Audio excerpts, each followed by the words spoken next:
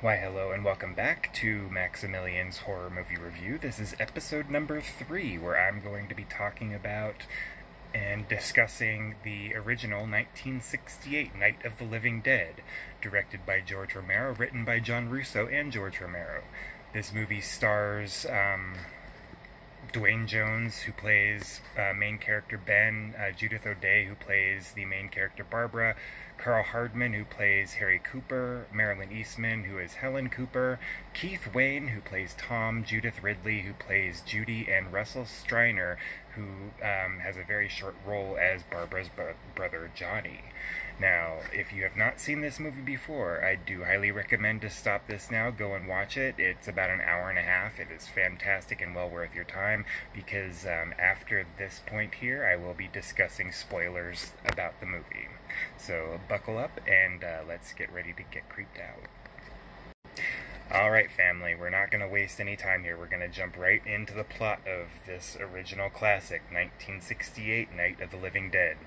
So, this movie takes place in Pittsburgh, Pennsylvania, and the movie starts out showing a car driving up I don't necessarily want to say deserted road, because I'm sure it's frequently used, but for the sake of setting the mood and ambiance, there's no other cars on the road as this car is driving up this windy road to a cemetery. You can hear brothers and sister Johnny and Barbara having a little bit of an argument. Johnny remains complaining the whole time that it is a long journey that they take every year, that him and Barbara go out there to place a memorial flowers on their father's grave. Barbara has a fear of the cemetery, and Johnny kind of pokes fun at that once they arrive there. And while they're there placing the flowers, darkness quickly starts to fall, and Johnny, while teasing his sister Barbara, utters one of the most classic lines in horror movie history. "They're coming to get you, Barbara." So, while they're placing those flowers, they're approached by a tall, pale-faced man who stumbles towards them and attacks Barbara. Johnny, who is being the protective brother, jumps in and pulls the man off, and in the struggle stumbles, hitting his head on the corner of a nearby tombstone. Now, this whole commotion scares Barbara, so she runs off in fear back to the car, being pursued by this man now that had taken out her brother. It's basically assumed that Johnny died in that scuffle with the head injury that he took with that fall. But she realizes once she gets back to the car that she can't get it started because Johnny has the keys on his person. So while she's trying to figure out what to do in this car, the man finally reaches her and is really struggling to get inside the car. And so in her panic, she pulls the gear and lets the car just drift off. So she is in control in a sense until she crashes into a tree a little bit down the road with this man chasing her. So she gets out once the car hits the tree because it's not going anywhere else, and starts running down the road. She gets a little bit farther down the road, running away from him, and she sees a house in the distance. So that's where she heads to. She runs to that house and gets inside, getting away from her pursuer. Now that Barbara's gotten inside the house, the shock starts to settle in a little bit. She's just kind of ambling through, trying to figure out what's going on, looking out the window, noticing that the man is still pursuing her, trying to find a way inside the house, but isn't really able to discover a way. So that's a little bit odd for it being a person. So she's going through the house, manages to find the staircase, goes upstairs, and discovers a partially devoured corpse that's just laying at the top of the stairs there.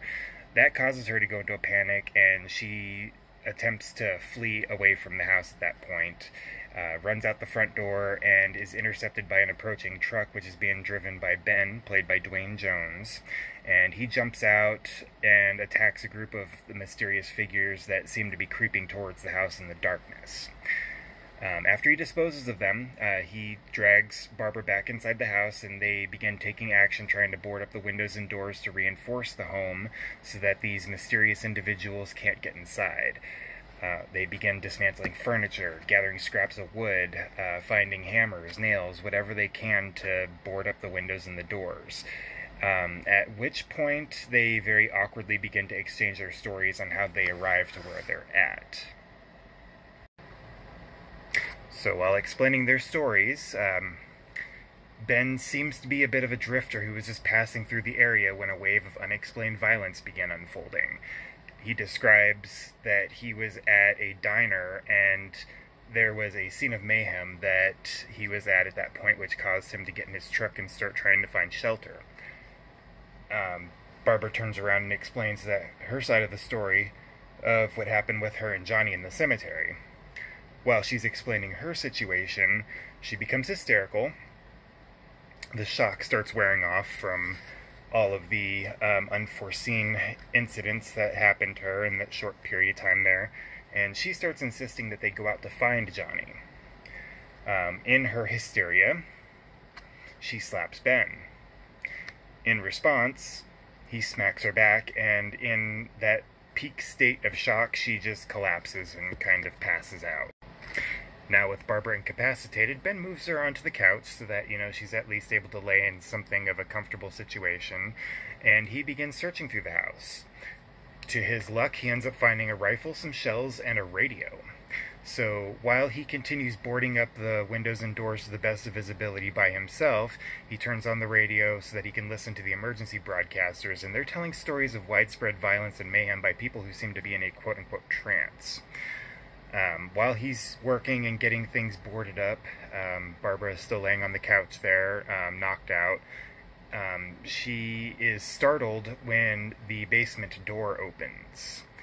She screams because two men emerge. This startles Ben, and he's attracted to her screams, and both him and Barbara confront the newcomers.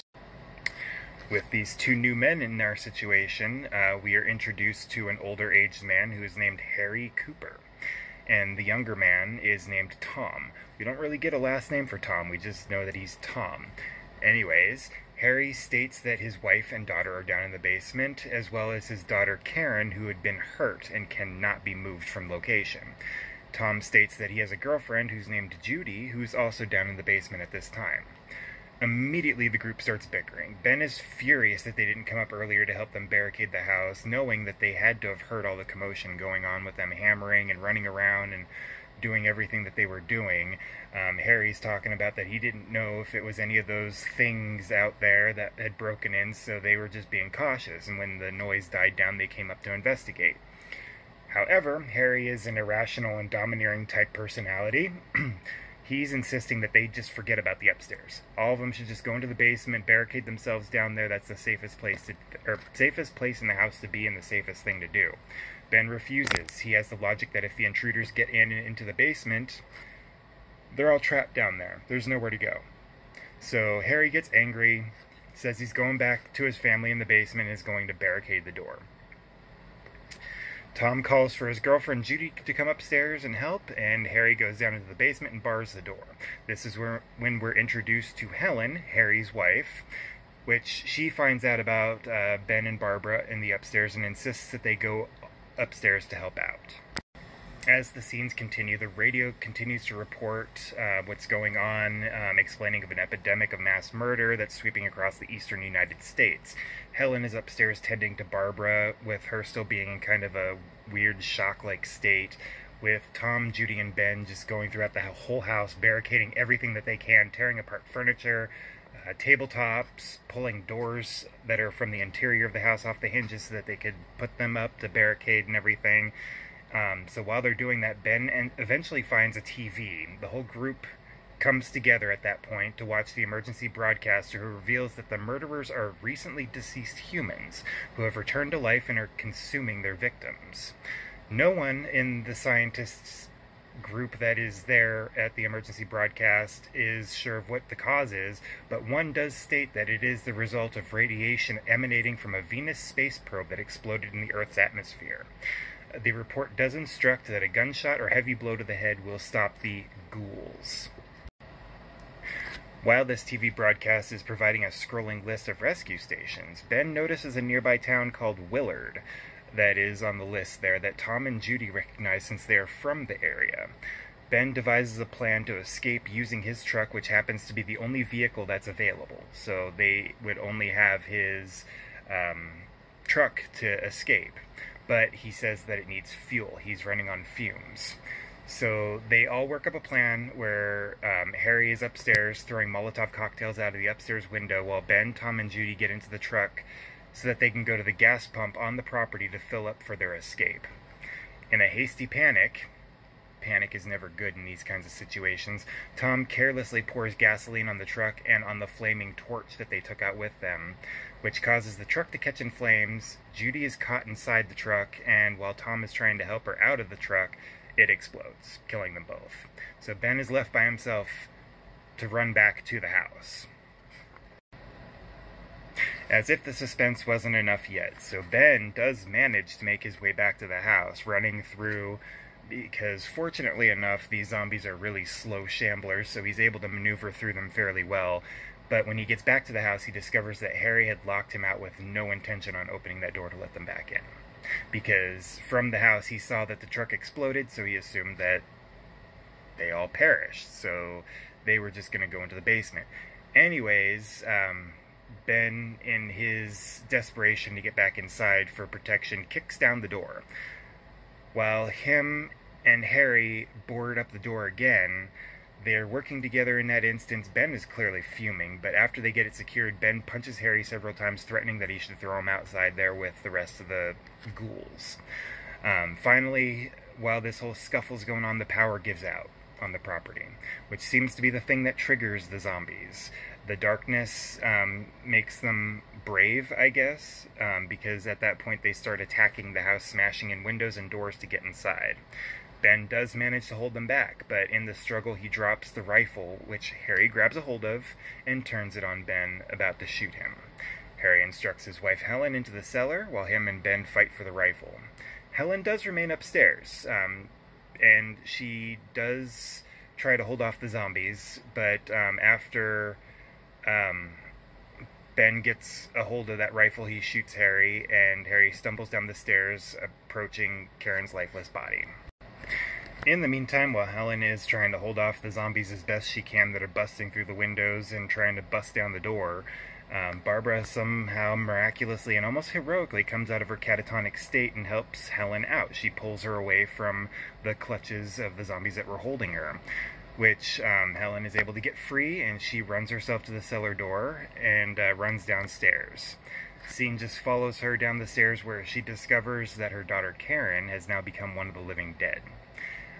She happens to be chewing on her now deceased father on the floor, and in shock, she just kind of backs up into a corner where Karen notices that her mom's now down there, gets up and repeatedly stabs her with a cement trowel, killing her before herself starting to shamble up the stairs.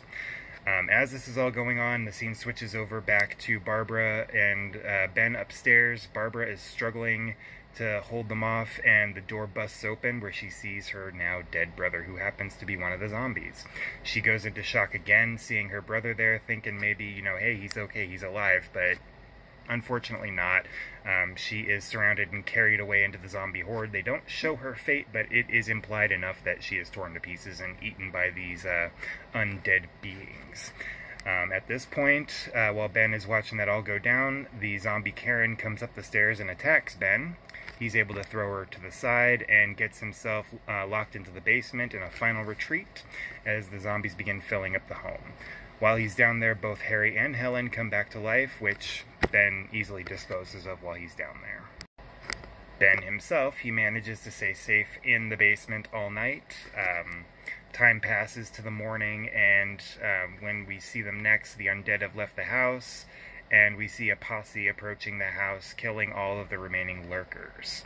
Ben hears all the commotion with the gunfire and everything that's going on outside, so he carefully goes upstairs to see what's happening, to see if, the rescue party finally came through that the news was talking about.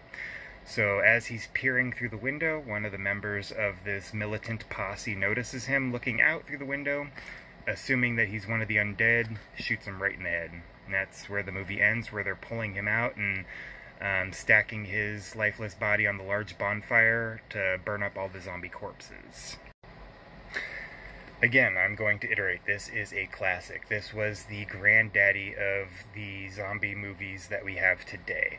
Yes, there were plenty that came out before Night of the Living Dead in 1968, but this is the one that really set the tone for the whole genre.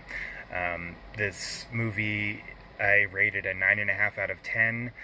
George Romero later went on to do the whole Living Dead series, including Dawn of the Dead, Day of the Dead, Land of the Dead, Diary of the Dead. He's done a lot before his passing a few years ago. So, all in all, this movie deserves props. It is a older movie, so it doesn't necessarily have all of the factors that we have in current film, like all the jump scares and all the stuff that we're used to build up that suspense, but just the slow burn and the constant idea that these things are slow, but they can easily catch up. This movie definitely ranks high for me at that 9.5 out of 10. Let me know what you think. I hope you enjoyed it as much as I do. I will include in the description of this video some fun facts about this movie that revolve around my family. So, I thank you for tuning in for another episode of Maximilian's Horror Movie Review, and stay tuned for what is to come next.